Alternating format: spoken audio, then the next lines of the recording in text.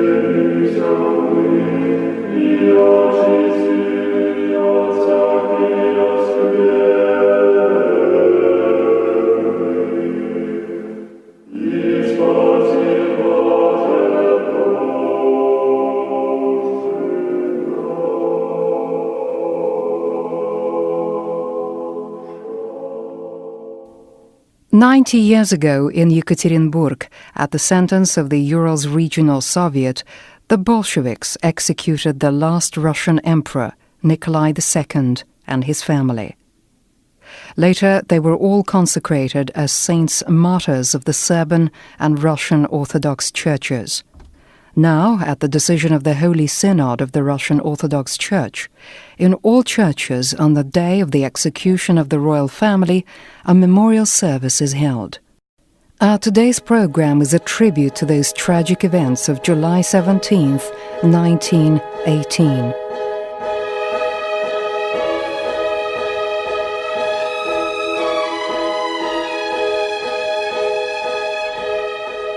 On July the 17th, 1918, in the town of Yekaterinburg in the Urals, in the basement of a house that once belonged to the merchant Ipatiev, brutally executed with the ensuing scoffing at their bodies and subsequent destruction of the latter were Tsar Nicholas II, aged 50, his spouse Tsarina Alexandra, aged 46, Princess Olga, aged 23, Princess Tatiana, aged 21, Princess Maria, aged 19, Princess Anastasia, aged 17, and Tsarevich Alexei, aged 14.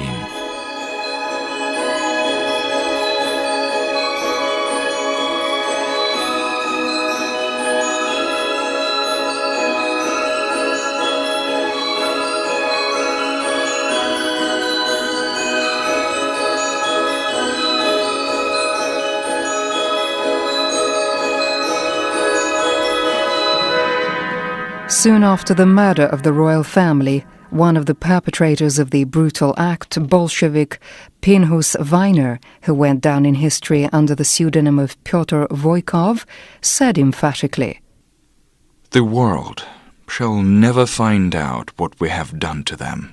Soviet authorities, as well as the direct perpetrators of the execution, did everything possible to conceal the true circumstances of the killing of the royal family and all traces of their evil deed. From the very first hours following the execution, they launched a campaign of treacherous lies and falsehoods, the consequences of which make themselves felt even today. They hoped to stamp out all memory of the royal martyrs. But this was not to be. Both the personality of Tsar Nikolai II and the tragedy itself which befell his entire family have not only never been forgotten, but are generating a growing interest. New facts surface, testimonies and proofs of the crime. They enable us to paint a more or less convincing picture of how events unfolded. To begin with, Commandant of the Ipatiev house, Yankel Yurovsky, awakened the Tsar. He explained to him that there were mass disturbances in town and that he, Yurovsky, was responsible for the security of the royal family. When everyone had gathered, Yurovsky personally led the unsuspecting people down to the basement. The Tsar was walking in front, holding the Tsarevich in his arms. The boy's leg was heavily bandaged, and he moaned quietly with every step. The Empress followed him, accompanied by her 4 daughters. The youngest of these, Anastasia, was carrying in her arms her sister Tatiana's little dog. Following the princesses came the royal family's personal doctor, Yevgeny Botkin, and then the royal lackey, Alexei Trupp, and the Empress's maid, Anna Demidova. The last in line was the cook, Ivan Haritonov.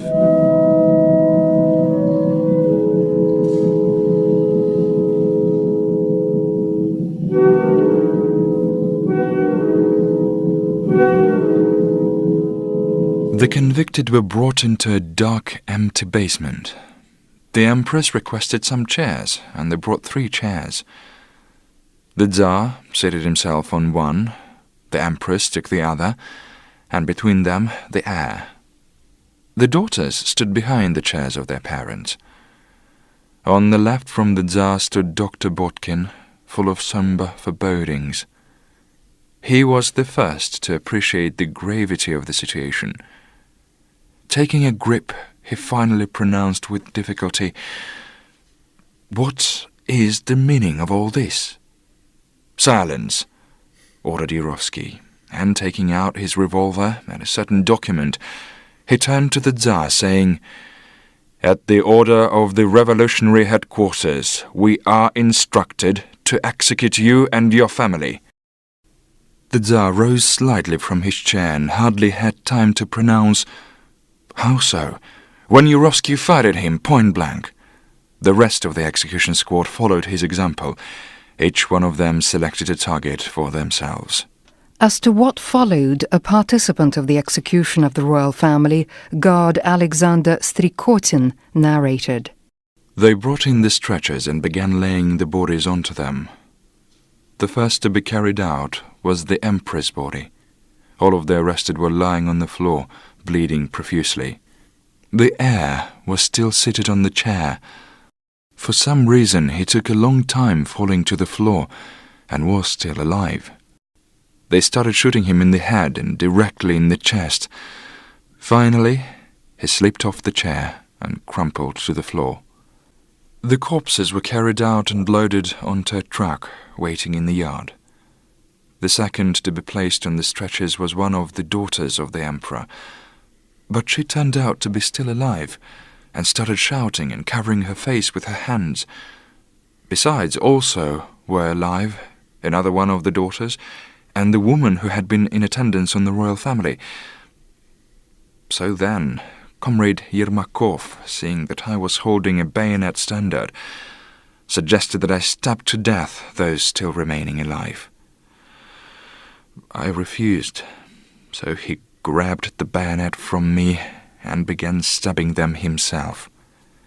He used such force that on every occasion the bayonet plunged deep into the floor.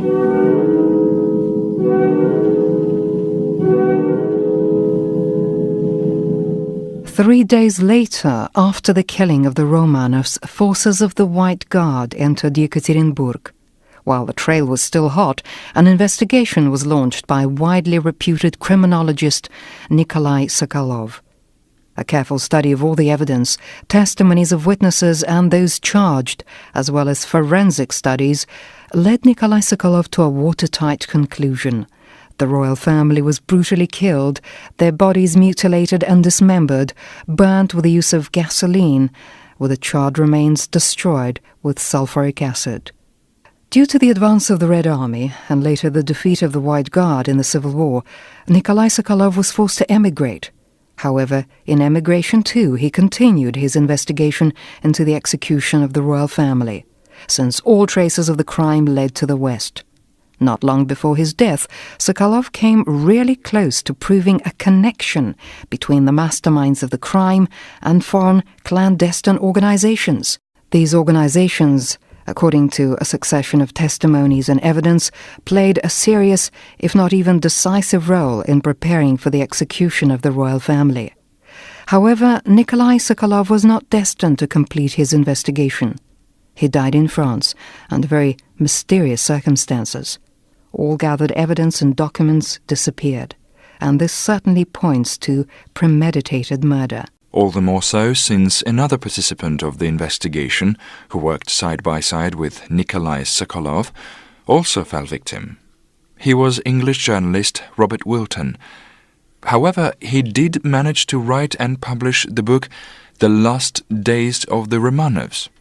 It saw light in 1920 in London at the Thornton Butterworth Publishers, and in New York, the Doran Publishing House. The book was entirely based on witness accounts. It shook the entire world with its documental veracity. In this country, the book was deliberately passed over in silence, something that was to be expected from the Bolshevist authorities. Yet, curiously, attempts were made to hush it up in the West. And when this fell through, the book was slandered. Robert Wilton himself, known for his sincerity and honesty, was fired from the London Times as a correspondent for which had worked in St. Petersburg for 25 years. All this demonstrates that not only the Bolsheviks were interested in the murder of the royal family, but very influential forces in the West too. At this point, we address the book Russian Symphony by highly authoritative Orthodox bishop Metropolitan Ioan Snitchov, who died in 1995. The book quotes the words of Benjamin Disraeli, Count Beaconsfield, leader of England's Conservative Party, former Prime Minister of Britain at the end of the 19th century, who insisted that the world is ruled not by those the people believe to be governing them. The people have no real idea of what takes place behind the scenes. There exists a political force that is rarely mentioned. I am referring to clandestine societies. It is impossible to conceal, and as such, pointless to deny, that a significant part of Europe is covered by a network of such secret societies, in the manner of how today's Earth is covered with a network of railroads. They strive to destroy all institutions of the Church. Hardly surprising that for these networks, which certainly had branches in Russia too, the Russian Tsar presented an obstacle in their path. He was, after all, a devout Orthodox Christian, in words and in deeds. He was an example of God-fearing devotion, lofty patriotism, nobility of the soul, great human courage, responsibility, and at the same time remarkable kindness and humaneness. At the same time, he stood at the helm of a huge and influential Orthodox empire. Nikolai II was the main obstacle in the path of clandestine anti-Christian forces striving for world dominance, and he fell victim to them.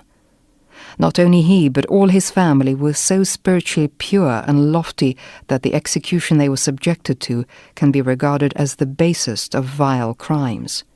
The entire Russian people have borne the brunt of punishment for this crime, for the people failed to save their Tsar from perishing.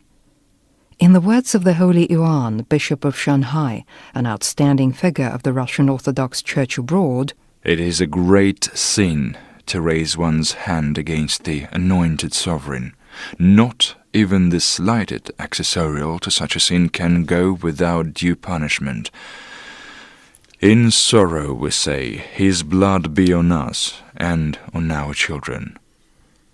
But let us not forget that this crime was committed on the day of St. Andrew of Crete, who calls upon us to profoundly repent. Our penitence should be complete, without any self-justification, without reservations.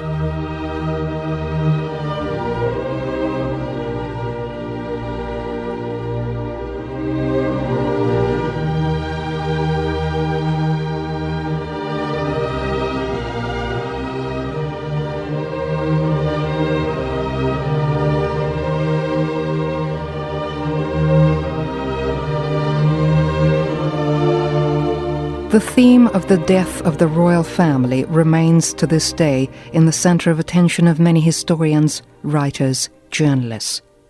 Too much remains a mystery. Thus, popular Russian television journalist Arkady Mamontov, who made a film about the execution of the royal family, in a recent interview for the Russian magazine, narrated. Together with my colleague Alexander Habarov, we conducted something of an investigation. We worked a lot in the archives, met with people who were linked with this theme in one way or another, and the more I discovered about that time, the more I understood that events of 1918 remain to this day a sacred mystery of Russia. Before his abdication, the Emperor Nicholas II left an entry in his diary. Betrayal, cowardice, and falsehood all around. In my opinion, the terrible tragedy of Russia began. The people threw God's anointed sovereign to the lions to be torn asunder, while in the Holy Writ it is said, "Touch ye not my anointed." We should never forget that Tsar and his family are martyrs and saints. They went to their Calvary for their faith, for Russia, for the people. Spiritual history is not the same as what people write today about the terrible event. There has been so much slander and falsehood regarding the fate of the last Russian emperor. And I am sure that lying ahead are some sensational revelations, which will enable us to understand once and for all what exactly happened back then. And why? We know too little about that epoch, about the real substance underpinning so many events. I participated in Duma hearings on the issue, and the more I learned about that time, the more obvious it became to me that the topic has more than one layer of secrecy. The deeper I plunged into this theme, the more it gripped my imagination. I went to the sound recording archives where they have some unique admissions from the people who participated in the execution, the testimonies of Radzinsky and Nikulin and many more. These recordings were made in the early 1960s and were conducted at the orders of the then young staff member of the Central Committee of the CPSU, Alexander Yakovlev. In other words, there was an interest in this investigation in the highest echelons of Soviet power. But here is a strange fact. When in 1998 my film came out, unique recordings disappeared from this archive. A lot of information pertaining to the execution of the royal family to this day remains classified, even after so many years. I suppose it's vitally important for someone that we may never disclose the real truth. To sum up, let me say there are more mysteries in all this that are awaiting their hour to surface. Arkady Mamontov mentioned in the interview a remarkable incident that occurred to him and his film crew when they were in the Urals filming at Ganina Yama, where the bodies of the Tsar and his family had been thrown into a pit. I filmed the episode featuring Tsarevich Alexei. It was a calm summer day. Suddenly, a terrifying wind rose, stoking up a veritable storm. I felt extremely ill at ease. At this point, my cameraman, Vladimir Chervякov, who was doing the filming, yelled that the camera wasn't working. We were forced to make a 15-minute break. Then we switched the camera back on and began filming. But the wind came upon us again, and yet again the camera went dead. So then we got our stuff together and quickly left the place. The taxi driver, who incidentally had an amazing resemblance to Yurovsky, a mystical coincidence no less, drove us to the Yekaterinburg TV studios. We started looking at the material we'd filmed and suddenly saw that most of the film was with defects, lines and murky spots running across its entire length. Well, then we decided that it was due to a faulty camera and sent the letter to Moscow to replace it. But after checking our equipment, the Moscow technicians could see no evidence of malfunctioning in it. So it must have been some other force that prevented us from making filming back then.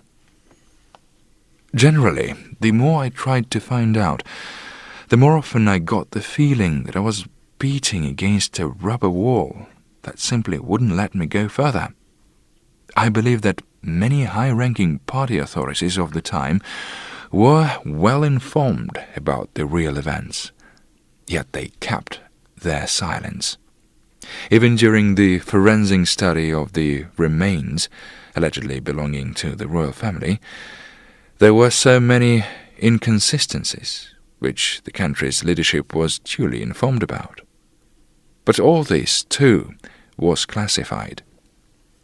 I think it was done so that doubts remained, so that one could always play political games using this tragedy as a pawn. So we should do everything we can to bring the truth into the open. I believe that to be a Russian person means to know and comprehend one's history.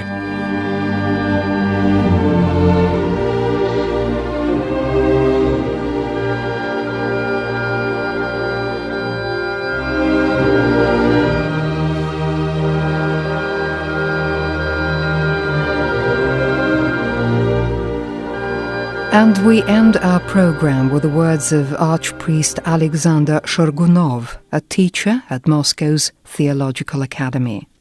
The worst evil that people could do to the Tsar was committed in God's presence, yet this worst evil could not conquer him. The cross is not the end. Resurrection follows after.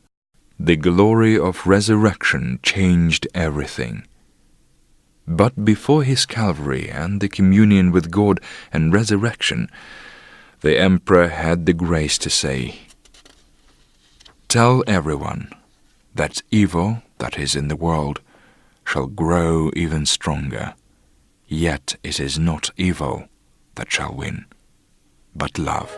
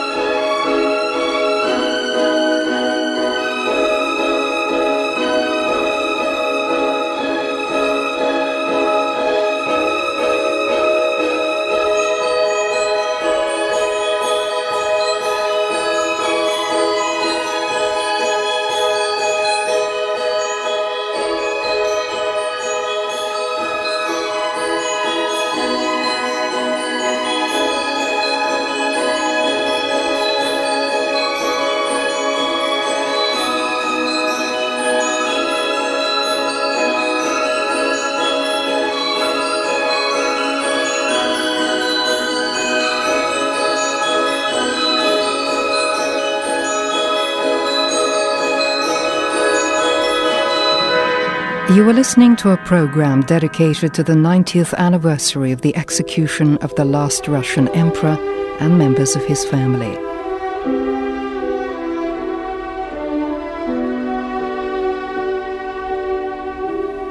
And there we end another edition of The Christian Message from Moscow.